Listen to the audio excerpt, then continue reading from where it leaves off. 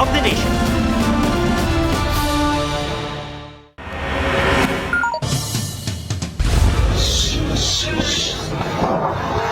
May nakasalubong na kobra ang isang rider sa Cervantes, Ilocos Sur. Tila handa nitong tuklawin ng rider. Alamin ang nangyari sa rider maya-maya lamang. Iniuugnay ni Vice President Sara Duterte sa eleksyon 2028 ang impeachment case laban sa kanya, pati ang pag-aresto sa kanyang ama. Ang pinagdaraanan daw ng kanyang pamilya ngayon paraan ng Administrasyong Marcos na pahinain siya bilang frontrunner sa presidential elections. Ang sagot dyan ng Malacanang sa report ni Ivan Mayrina. Wala pang anunsyo si Vice President Sara Duterte ng kanyang plano para sa eleksyon 2028. Pero para sa kanya, ang pagiging frontrunner daw niya ang dahilan ng kinakaharap niyang impeachment case at pagpapaaresto sa kanyang amang si dating Pangulong Rodrigo Duterte. Sa panayam sa kanya ng Russian state-owned media na Russia Today na ipinamahagi ng kanyang tanggapan, sinabi ni Duterte na intensyon daw ni Pangulong Marcos na panatilihin ang sarili o kanyang pamilya sa kapangyarihan. At dahil siya raw ang frontrunner sa 2028 presidential elections, gusto nilang alisin siya sa laban. Sabi ng bise, niisip daw nilang hihina siya kapag nakulong ang dating Pangulo dahil iisang pamilya sila. Sagot ng Malacanang, nawawala po yung issue patungkol sa kanyang accountability tungkol sa confidential funds at iba't iba pang mga complaints na napapaloob sa articles of impeachment. Siguro po nais din po natin malaman ang katotohanan at wag lang pong magtago sa naratibo na siya yung frontrunner para sa 2028 presidential election. nagpatutsada rin ng Malacanang sa bise kasunod ng pagbatikos ito sa pangunguna kahapon ni Pangulong Bongbong Marcos sa pagsira ng nasabat na floating shabu. Trabaho ba ng presidente ang sirain ng ebidensya ng ano? Hindi yan trabaho ng Hindi trabaho ng presidente ang mag-photo op sa nahuli na drugs at mag-photo op sa pagsira ng nahuli na drugs. Mas maganda po siguro talaga na pasinayaan at makita mismo ng Pangulo ang pagsira sa mga illegal na droga na ito kesa po walang gawin sa mga nawalang illegal na droga sa magnetic lifter. Kailan nga po ito nawala? 2018? Hindi po ito pang photo ops lang. Ito ay nagsisilbing babala sa mga kriminal. Hirit para Malacanang, mismong si dating Pangulong Duterte, dati ring nanguna sa pagsira ng mga nasabat na droga noong 2020. Baka nakalimutan po ito ni Vice Presidente. So ang pagtatrabaho po naman ay hindi dapat itago, dapat nakikita ng taong bayan. Ivan Mayrina nagbabalita para sa GMA Integrated News. Dalawang rider ang nasawi sa magkahiwalay na aksidente sa Negros Oriental. Hindi naman disgrasya ang nasalubong ng isang rider sa Ilocos Sur, kundi cobra. May spot report si Mark Salazar. Tumilapon ang lahat ng sakay ng dalawang motorsiklo matapos magsalpukan sa Tanhay City, Negros Oriental. Ayon sa investigasyon, nag-overtake ang isang rider at sinalubong ang paparating na motorsiklo na may magkaangkas na pasahero. Isinugod sa ospital ang lahat ng mga pasahero na sawi kalaunan ang nag-overtake na rider. Sa Negros Oriental pa rin, isang rider din ang nasawi matapos namang sumalpok sa isang puno. Ayon sa mga saksi, mabilis ang takbo ng rider.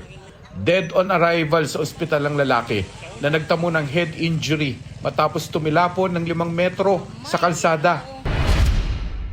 Nahulikam naman ang pagsalpok ng motorsiklo sa isang nakaparadang pick-up sa Coronadal City, South Cotabato. Batay sa investigasyon, isang matandang siklista ang bigla umanong tumawid sa highway at nasagi ng motor.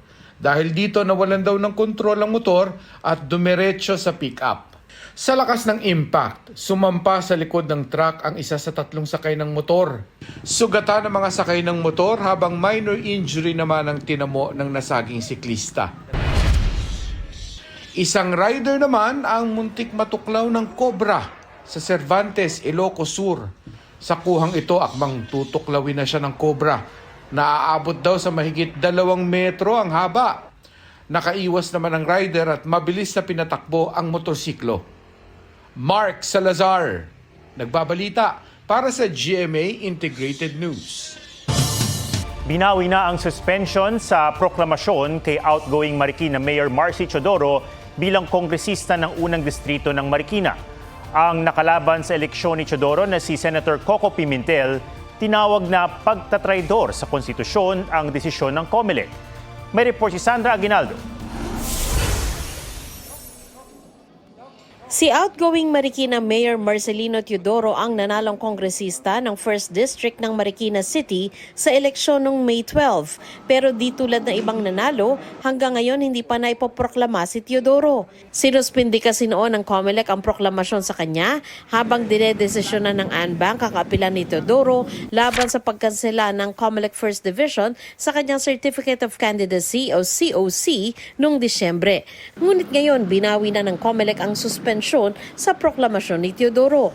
Binaliktad ng ANBank ang desisyon ng 1st Division na katigan ang disqualification cases na kumukwestiyon sa pagiging residente ni Teodoro ng 1st District ng mahigit 1 taon. Ayon sa ANBank, nananatiling domicile o tahanan ni Teodoro ang distrito. Yung domicile of origin, diyan ka pinanganak, diyan ka lumaki, diyan ka practically diyan ka na tumanda sa lugar na yan. So long as meron ka pang intention laging bumalik at bumalik doon sa pinanggalingan mo, yung pa rin ang domicile of origin mo. Pwede nang maiproklama si Teodoro oras na maging pinal ang desisyon ng COMELEC sa loob ng 5 araw at kung walang ilalabas na temporary restraining order ang Korte Suprema. 5 working days ang bibilangin kaya sa June 30, wala pang kinatawan ang Marikina 1st District. Ayon pa sa COMELEC, pwede pang dumulog sa Korte Suprema ang petitioner sa kaso at nakalaban sa eleksyon ni Teodoro na si Senador Coco Pimentel. Si Pimentel, tinawag na pagtatraidor sa konstitusyon ang desisyon ng COMELEC. Anya kung pwedeng baliwalain ang residency requirement na nakasaad sa konstitusyon, ano raw ang makakapigil sa iba na manipulahin ang sistema. Gagamitin daw niya ang lahat ng legal na remedyo laban sa desisyon. Pino na rin ni Pimentel kung bakit umabot ng 6 na buwan bago nagdesisyon ng COMELEC. Sagot ng COMELEC, inabot sila ng pagre-retiro ng 2 sa kanilang commissioners bukod pa sa mga gawain nitong eleksyon. Sabi naman ni Teodoro na patunayan niyang hindi siya nagsinungaling sa kanyang COC at hindi niya inabandona ang kanyang domicile sa unang distrito. Malinaw raw na napatunayan niya ang kanyang paninirahan sa San Roque. Gayunpaman, hihintayin daw muna ni Teodoro na maging pinal ang desisyon ng COMELEC bago manumpa sa pwesto. Sandra Aguinaldo, nagbabalita para sa GMA Integrated News. Napatingala ang daang-daang deboto sa Naga City dahil sa ulap na ang hugis para raw si Jesucristo. Namataan yan sa closing mass ng National Youth Day Caceres 2025 sa Peña Francia Basilica.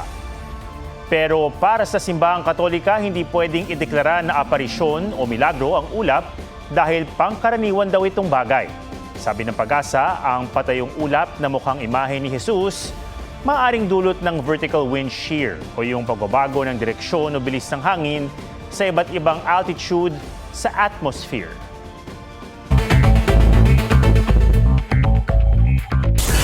Kable ng 8 CCTV camera sa EDSA Guadalupe Overpass na gamit sa No Contact Apprehension Policy o NCAP, pinutol at ninakaw. Hinala ng MMDA, ibinibenta ang mga ito. Nauna sila nagbabala na walang tansong may bebenta sa mga kable dahil fiber optics ang gamit sa mga CCTV. Sikat na babaeng showbiz personality dinadawit din ni alias Totoy sa pagkawala ng anay hindi bababa sa 100 sabongero. Kasama ito sa isinawalat ni alias Totoy sa kanyang affidavit. Ang binabanggit niyang showbiz personality nasa inner circle umano. Ngayon, Davao City Police Office Chief Hazel Marantan at 11 pang pulis pinawalang sala ng korte sa kasong multiple murder kaugnay ng engkwentro sa Atimonan, Quezon noong 2013. Ayon sa korte, makatwiran ang ginamit na puwersa ng mga pulis sa insidenteng anilay nasa actual and imminent danger. January 2013, nang masawi ang 13 individual sa barilan sa isang checkpoint ng mga pulis at grupong sangkot umano sa gun for hire. Joseph Morong, nagbabalita para sa GMA Integrated News.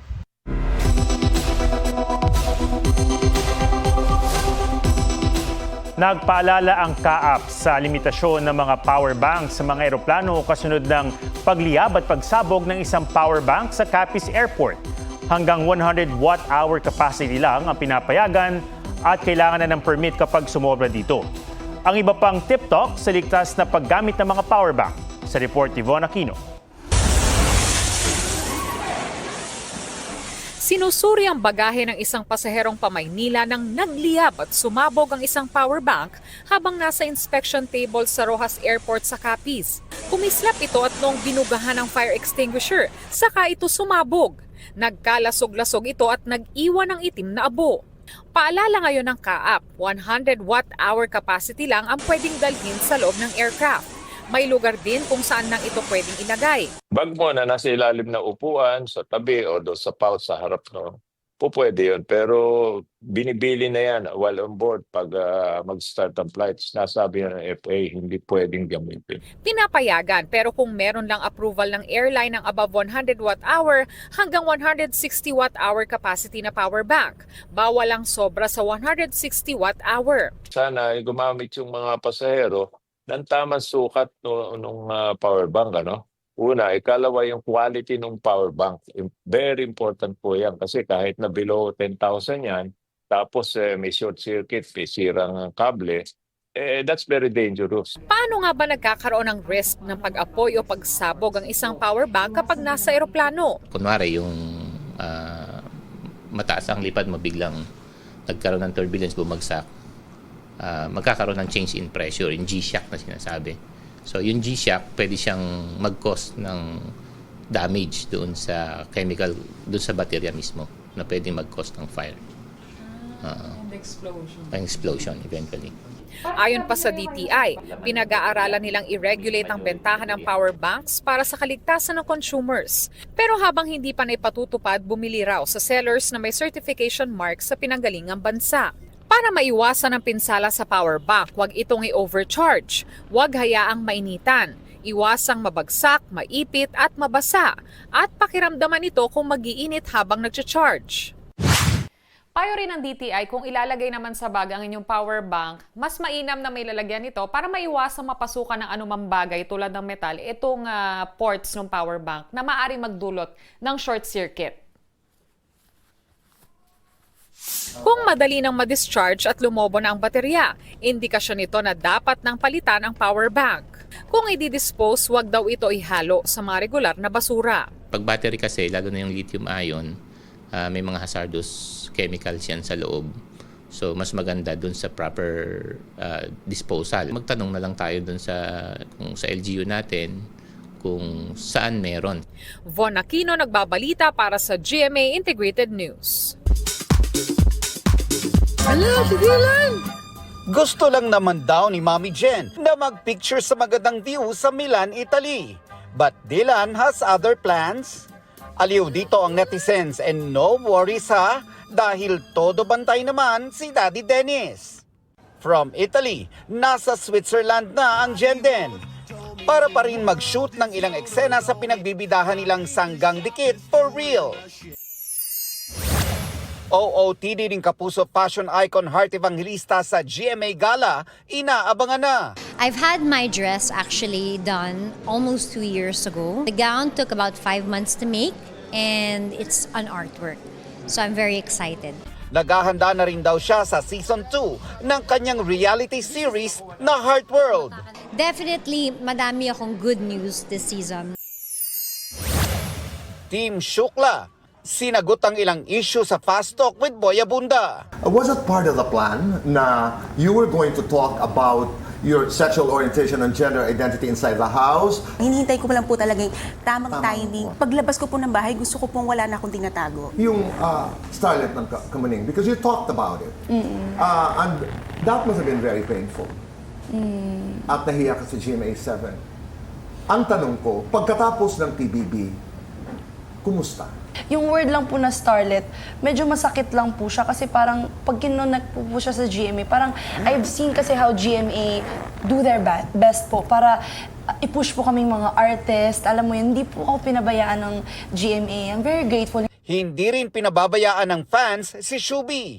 May nagpakita ng suporta sa pamamagitan ng paggawa ng portrait niya using 400 pieces ng Rubik's Cube. Nelson Canlas nagbabalita para sa GMA Integrated News.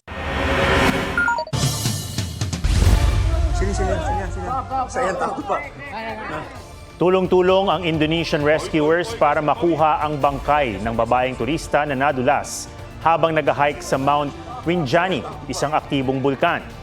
Inabot ng 4 na araw ang retrieval operations para sa Brazilian tourist dahil sa makapal na hamog at matarik na terrain. Noong nakaraang buwan lang, isang Malaysian tourist ang nahulog din sa bangin ng Mount Rinjani, the second highest volcano ng Indonesia.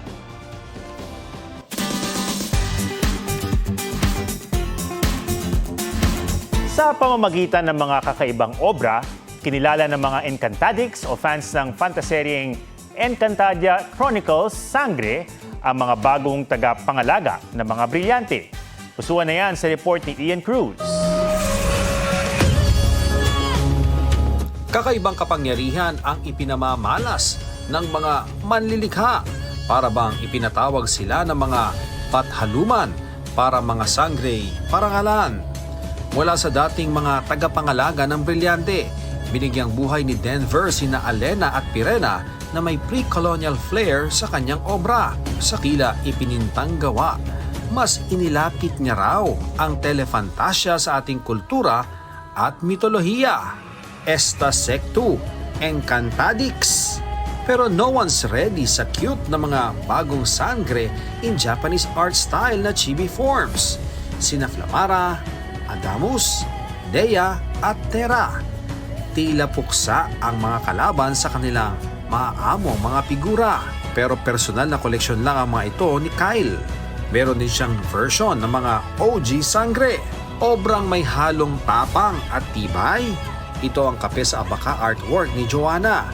Gamit ang canvas na abaka bilang tribute sa mga magsasaka.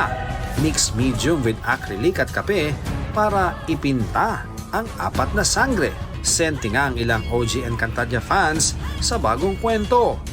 Tulad ni Maika na idinaan sa digital art ang muling pagsubaybay sa mga sangre. Halos 4 na oras ding inabot ang bawat obra ng mga tagapagmana ng brilyante. Sa mga likhang ito, husay at galing ng mga Encantadix ay kitang-kita. Kaya naman para sa inyo, Avisala Esma. Ian Cruz nagbabalita para sa GMA Integrated News. Yan po ang State of the Nation para sa mas malaking misyon at para sa mas malawak na paglilingkod sa bayan. Ako si Ato Maraulio mula sa GMA Integrated News, ang News Authority ng Pilipino. Huwag magpahuli sa mga balitang dapat niyong malaman. Mag-subscribe na sa GMA Integrated News sa YouTube.